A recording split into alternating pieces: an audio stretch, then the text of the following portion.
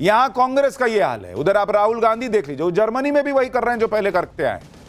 राहुल गांधी ने आरोप लगा दिया कि नरेंद्र मोदी संविधान, लोकतंत्र, विपक्ष सबको खत्म करने पर तुले।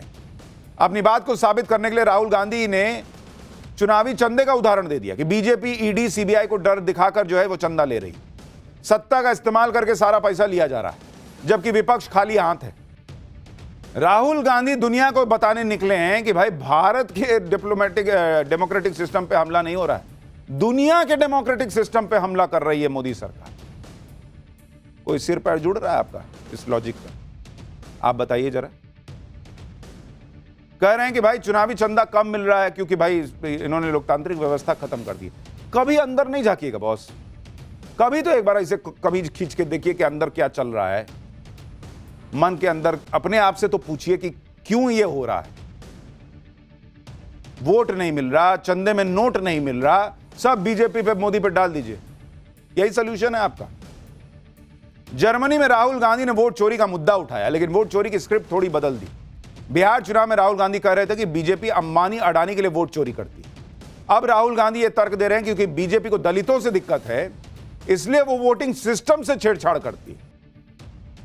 राहुल गांधी की आप बातें सुनिए, विदेश में बैठ के बता रहे हैं कि भारत में लोग एक दूसरे से लड़ेंगे भिड़ेंगे, यह मौजूदा विजन की वजह से होगा। ये लोग यही सोचे बैठे कि किसी दिन तो ये होगा, किसी दिन तो जेनजी सड़क पर आएगा।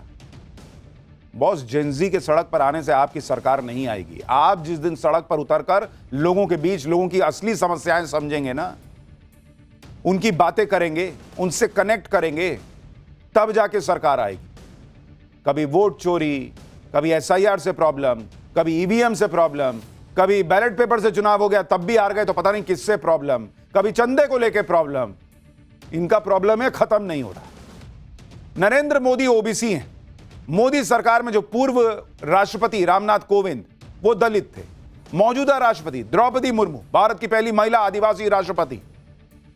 इतने उदाहरण है बॉस, मंत्रिमंडल में इतने पिछड़े वर्ग के लोग भरे हुए हैं। इसके बावजूद राहुल गांधी जर्मनी में जाके क्या बोल रहे हैं कि बीजेपी को दलितों से दिक्कत है। मोदी वहां समझा के आते हैं दुनिया को कि बॉस भारत चांद पे जा रहा है, आसमान में जो है तरक्की कर रहा है, ऊपर जा रहा है, आइए ना हमारे यहां आइए। राहुल गांधी जाते हैं, वो बताते हैं कि भारत बॉस आने लायक नहीं बचा, क्या हालत हो गई है भारत की। जर्मनी से राहुल गांधी ने वोट चोरी का मुद्दा उठा दिया। यह झूठ भी फैला दिया कि भारत में इस लेवल की गड़बड़ी होती है कि एक महिला 200 बार वोट डाल देती है।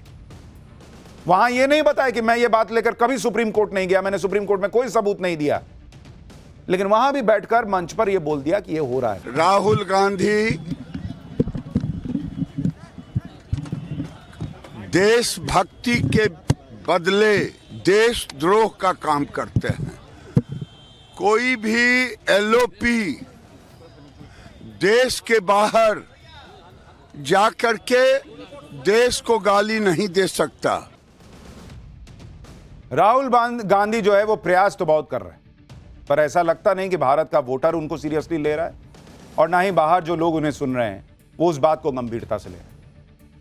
राहुल गांधी विदेश में बैठकर ये सब कह रहे हैं, लेकिन इधर देश में कांग्रेस के अंदर का प्रियंका गुट क्या खेल करने लगा है, ये सोशल मीडिया पे चर्चा चल रही है, बहुत चर्चा आज हुई है। बांग्लादेश के हालात की आड़ में कांग्रेस के अंदर प्रियंका वाड्रा बनाम राहुल गांधी होने लगा है क्या? कांग्रेस सांसद इमरान मसूद ने यह कहकर नया तूफान खड़ा कर दिया कि प्रियंका वाड्रा को प्रधानमंत्री बना देना चाहिए, फिर प्रियंका वाड्रा बांग्लादेश का तगड़ा इलाज करेंगे। जब इमरान मसूद से पूछा गया कि प्रियंका वाड्रा पीएम बन जाएंगी तो राहुल गांधी का क्या होगा बॉस, तो टोन बदल गई, लेकिन बात जो कहनी थी उन्होंने धीरे धीरे टेबल पर रख दी। राहुल गांधी और प्रियंका वाड्रा जो हैं वो दो आंखें हैं, तो आपने ये क्यों नहीं कहा इमरान साहब कि राहुल गांधी को पीएम बना दीजिए, वो बांग्लादेश को जवाब दे देंगे? बड़ा धीरे से कह दिए कि प्रियंका वाड्रा को बना दीजिए पीएम, और राहुल जी भी तो वही हैं। यहां राहुल गांधी सालों से पीएम बनने का सपना देख रहे हैं, इधर उनके सांसद ने झटके में उनके सपने पर पानी फेर दिया। कमाल की बात यह है कि इमरान मसूद के इस बयान को डाउनप्ले करने के बजाय कांग्रेस के नेता उनके बयान को सही बता रहे हैं। प्रियंका वाड्रा के पति रॉबर्ट वाड्रा ने यहां तक दावा कर दिया कि सब यही चाहते हैं कि प्रियंका वाड्रा कमान संभालें। देखिए, हर बार जब भी कुछ गलत होता है देश विदेश में, सवाल कांग्रेस से पूछते हैं, तो इमरान मसूद जी ने बिल्कुल ठीक कहा, भाई सब सारे सवालों के जवाब जब हमें ही देने हैं तो बना दीजिए हमें प्रधानमंत्री, सरकार हम चला लेंगे, इनसे तो इनके बस की तो नहीं है। एक आदमी नहीं कह रहा है बॉस कि ना बनेंगे तो पीएम राहुल जी बनेंगे। कहानी पलट रही है क्या? सवाल खड़े हो रहे हैं। बांग्लादेश में हिंदू मारे जा रहे हैं, बंगाल में हिंदुओं के लिए जो खड़े हो रहे हैं उन पर लाठी चलाने का आरोप लग रहा है। और आप कांग्रेस की सोच तो देख लीजिए। कांग्रेस के वरिष्ठ नेता दिग्विजय सिंह ने बांग्लादेश को एक तरीके से क्लीन चिट दे दी।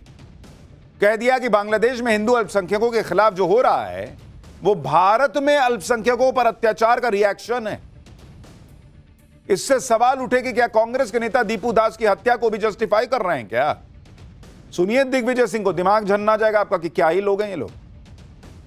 बांग्लादेश में जब से इस प्रकार का जो आंदोलन होकर सरकार बदली है, वहां वो सारे तत्व हैं जो कि धार्मिक उन्माद फैलाकर राजनीति करते हैं, जिनका विरोध शेख हसीना करती थी, जिनका विरोध शेख मुजीब साहब ने किया था।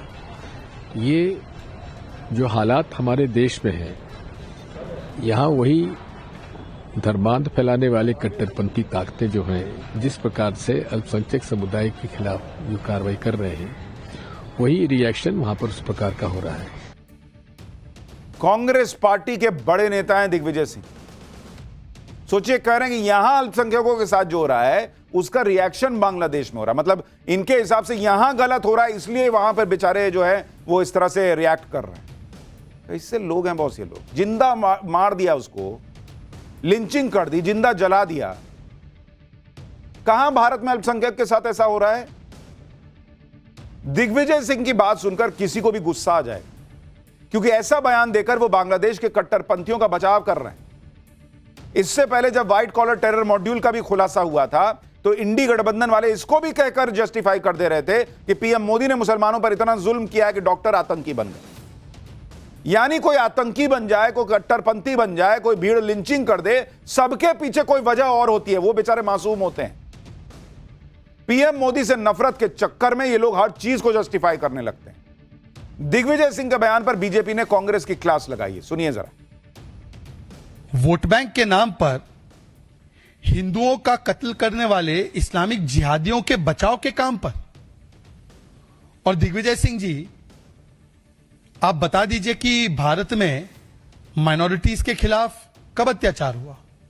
यह हाशिमपुरा, भागलपुर, मीरठ, मलियाना, नेल्ली और दिल्ली सब आपकी सरकारों की देन है। इधर कांग्रेस बांग्लादेश के हिंदुओं पर हो रहे अत्याचारों को भारत के मुसलमानों से जोड़ रही है। उधर राहुल गांधी विदेश में बैठकर क्या क्या बातें कर रहे हैं वो तो अभी आप सुनेंगे तो और आपका दिमाग जो है हिल जाएगा।